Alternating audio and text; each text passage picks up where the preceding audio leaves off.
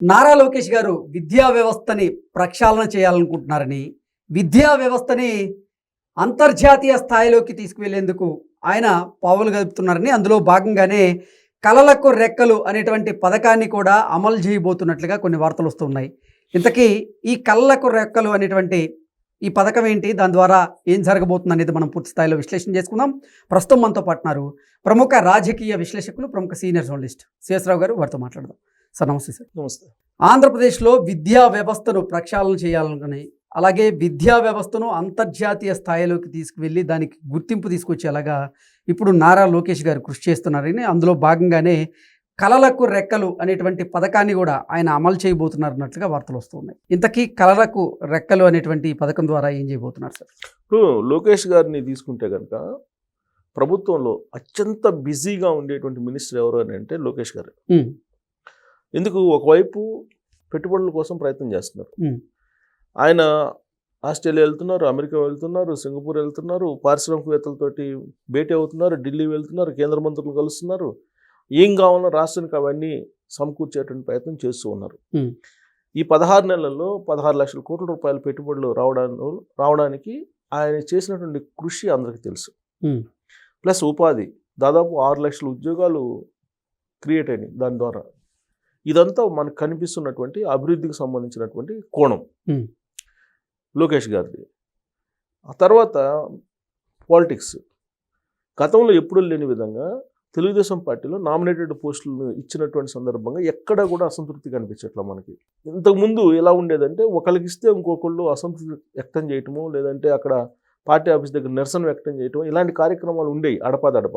కానీ ఈసారి 2024 ఎన్నికల తర్వాత లోకేష్ గారు తీసుకున్న నిర్ణయాలు, నామినేటెడ్ పోస్టుల్లో కానీ లేదా పార్టీ పరంగా తీసుకున్న నిర్ణయాలు ఏది కూడా వివాదాస్పదం కాదా. అంటే ఎవరికి వాళ్ళకే అందరికీ సమన్యాయం జరిగిందని చెప్పి భావించేలాగా ఇప్పుడు పార్టీలో పరిస్థితి ఉంది. అయితే ఇప్పుడు పార్టీలో క్యాడర్కి మరింత దగ్గర కావాలనేటువంటి ఉద్దేశంతో ప్రజా దర్బార్ అనేది పెడుతున్నారు. ప్రజా దర్బార్లో ప్రజా సమస్యలు తీరుస్తున్నారు. ప్రజా సమస్యలు తీర్చేటువంటి కార్యక్రమం, అలాగే పార్టీ ఆఫీస్కి వెళ్ళి క్యాడర్కి అందుబాటులో ఉండేలాగా ఆయన ప్రయత్నం చేస్తున్నారు.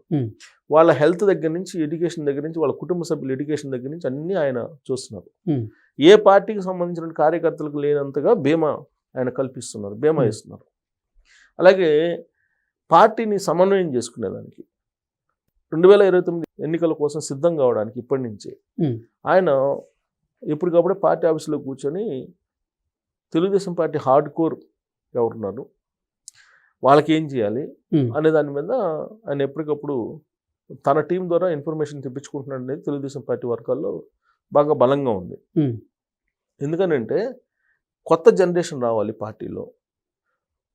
కొత్త జనరేషన్ తోటే మళ్ళీ దాన్ని 83 ఆ రోజున ఎన్టీ రామారావు గారు పెట్టినప్పుడు ఏ విధంగా అయితే మొత్తం ఎడ్యుకేటెడ్ వచ్చారో, అలాగే కమిటెడ్ తెలుగుదేశం పార్టీ భావజాలం ఉన్నటువంటి వాళ్ళు వచ్చారో, అలాంటి వాళ్ళని మళ్ళీ ఇప్పుడు తయారు చేయాలనేటువంటి యాంగిల్లో ఆయన అడుగులు వేస్తున్నారు. అంటే పార్టీ వైపు చాలా బిజీగా ఉన్నారు.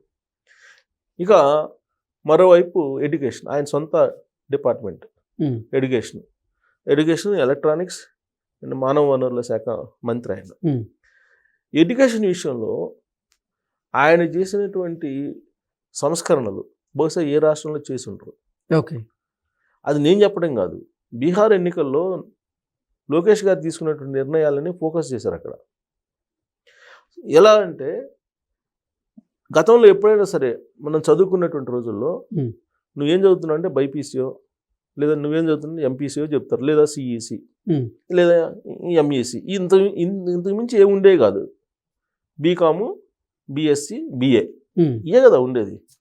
కానీ ఇప్పుడు లోకేష్ గారు తీసుకున్న నిర్ణయం కారణంగా ఇంటర్మీడియట్లో దాదాపు 26 సబ్జెక్టులు, నీకు ఏ సబ్జెక్ట్ కావాలంటే అది తీసుకోవచ్చు. బయాలజీ తీసుకున్న వాళ్ళు మ్యాథ్స్ చదువుకోవచ్చు, మ్యాథ్స్ తీసుకున్నట్టు బయాలజీ చదువుకోవచ్చు, ఈ సైన్స్ తీసుకున్నట్టు మళ్ళీ హిస్టరీ చదువుకోవచ్చు. ఏ సబ్జెక్ట్ కావాలనేది స్టూడెంట్స్కి వదిలిపెడుతున్నారు. స్టూడెంట్స్కి వదిలిపెట్టి మళ్ళీ ఆప్షనల్ కూడా ఇచ్చారు కొన్ని.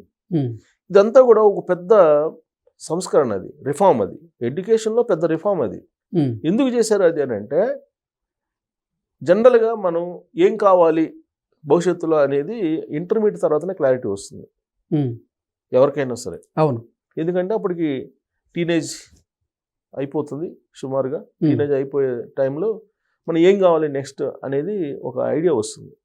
దానికి అనుగుణంగా నువ్వు వెళ్ళొచ్చు. అలా కాకుండా ఇప్పుడు దాకా ఏముంది, 10th దాకానే ఉంది. 10thలో నువ్వు నిర్ణయించుకోవాలి.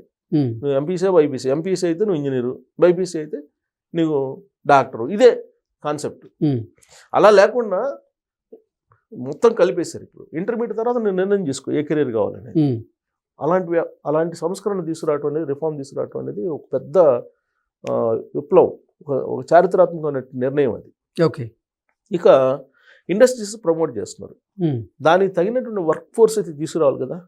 అందుకని స్కిల్ ఆడిట్ అనేది ఒకటి పెట్టారు. స్కిల్ ఆడిట్ చేసి ఎవరెవరు ఇక్కడ మనకు వచ్చేటువంటి కంపెనీలు, ఆర్టిఫిషియల్ ఇంటెలిజెన్స్ వస్తుంది, డ్రోన్ టెక్నాలజీ వస్తుంది, అలాగే క్వాంటమ్ కంప్యూటింగ్ వస్తుంది, వీటన్నిటికీ సరిపడా ఎడ్యుకేషన్ అందించాలి కదా. కంపెనీలు తీసుకొచ్చినంత మాత్రాన నీకు వర్క్ ఫోర్స్ని కనుక అందించలేకపోతే ఆ కంపెనీలకి వేరే వాళ్ళు ఎవరు వచ్చి బెనిఫిట్ పొందుతారు. అవును, నైపుణ్యం ఉండాలి కదా. నైపుణ్యం ఉండాలి. సో అందుకని చెప్పేసి ఆయన ఈ నైపుణ్యాన్ని పెంచేందుకు కోర్సులు మార్చేశారు. ఇంజనీరింగ్ కోర్సులు మార్చేశారు. అలాగే ఉన్నత విద్య ఎలా ఉండాలనేది కూడా ఒక సిస్టమ్కి తీసుకొచ్చారు. అలాగే మనకి దేశీయంగా ఉండాలనుకున్నటువంటి వాళ్ళకి ఓకే, విదేశాలకు వెళ్ళాలనుకునేటువంటి వాళ్ళు చాలామంది ఉంటారు. ఇప్పుడు ఉన్నత చదువు చదివినటువంటి వాళ్ళు దాదాపుగా, అంటే గ్రాడ్యుయేషన్, పోస్ట్ గ్రాడ్యుయేషన్ దాదాపు 60,000 మంది రాష్ట్రంలో ఉన్నారని అంచనా వేస్తున్నారు. వీళ్ళని విదేశాలకు పంపించాలి. విదేశాలకు పంపించాలంటే పూర్ పీపుల్ పోగలరా? వాళ్ళు చదువులో ముందుంటారు, కానీ ఆర్థికంగా వాళ్ళు పెట్టుకునే పరిస్థితి ఉండదు. అందుకే కళలకు రెక్కలు అనేటువంటి పథకాన్ని రూపొందించారు ఆయన. ఏంటి కళలకు రెక్కలు అనేది అంటే, మీకు విదేశాలకు వెళ్ళడానికి అవసరమైనటువంటి బ్యాంక్ గ్యారెంటీ ఇవ్వటం కానీ, ఆర్థికపరమైనటువంటి సపోర్ట్ చేయటం కానీ, ఫీజు రియంబర్స్మెంట్ లాంటివి ఇవ్వటం కానీ, ఇవన్నీ చేసేటువంటిది. ఆ విధంగా ప్రోత్సహించడం ద్వారా విదేశాల్లో ఉండేటువంటి ఏ యూనివర్సిటీలకి వీళ్ళని పంపించవచ్చు. వీళ్ళకి ఇంకోటి నైపుణ్యమైనటువంటి పోర్టల్ దాన్ని ఓపెన్ చేశారు. ఆ పోర్టల్లో వీళ్ళ ప్రొఫైల్ కనుక నమోదు చేస్తే అదే సజెషన్ ఇస్తుంది ఆటోమేటిక్గా. ఆర్టిఫిషియల్ ఇంటెలిజెన్స్తో కూడినటువంటి నైపుణ్యం యాప్ అది. సో ఇప్పుడు మన స్కిల్ ఏంటి అనేది అడుగుతుంది. అడిగినప్పుడు మనం నమోదు చేస్తే అదే సజెషన్ ఇస్తుంది, పలానా చోటకు పోయి నువ్వు ఇంటర్వ్యూకి అటెండ్ కా అని చెప్పి. ఇంటర్వ్యూ ఎలా అటెండ్ కావాలో కూడా ట్రైనింగ్ ఇస్తున్నారు. ఓకే. జాబ్ మేళాలు పెడుతున్నారు. ఇవన్నీ లోకేష్ గారు ఒక్కళ్ళే చేస్తున్నారు.